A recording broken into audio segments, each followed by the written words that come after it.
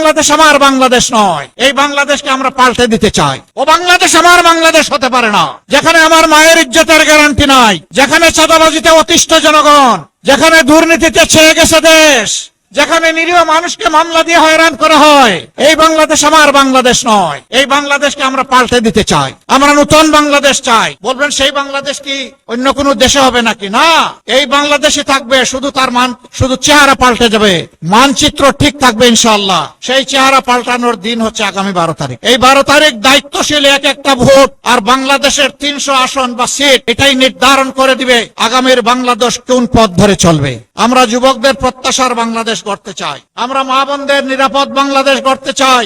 আমরা শ্রমিকদের মর্যাদাপূর্ণ অধিকারের বাংলাদেশ গড়তে চাই। আমরা কৃষক বন্ধুটির ঋণতার স্বস্তির কৃষি ব্যবস্থা গড়ে তুলে সেই বাংলাদেশ গড়তে চাই। কৃষি পণ্যের উৎপাদনের সাথে সাথে তার সংরক্ষণের জন্য তাকে পর্যাপ্ত সহযোগিতা করার বাংলাদেশ গড়তে চাই। এই বাংলাদেশে শিশু কিশোর আবাল বৃদ্ধ বনিতা কেউ অবহেলা ও যত্নে থাকবে না।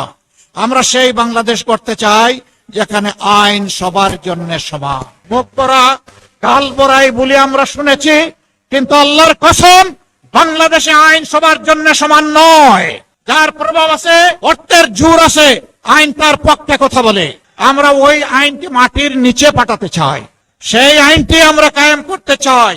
সাধারণ অপরাধে যদি একজন সাধারণ মানুষের কোন শাস্তি হয় বিদ্যমান আইনে, একই অপরাধ যদি করে থাকেন বাংলাদেশের রাষ্ট্রপতি কিংবা প্রধানমন্ত্রী, তাদেরকেও ছেড়ে কথা বলা হবে না। একইভাবে তাদেরকেও বিচারের আওতায় আনা হবে। সেই সুবিচারের বাংলাদেশ, আদল ইহসানের বাংলাদেশ আমরা করতে চাই।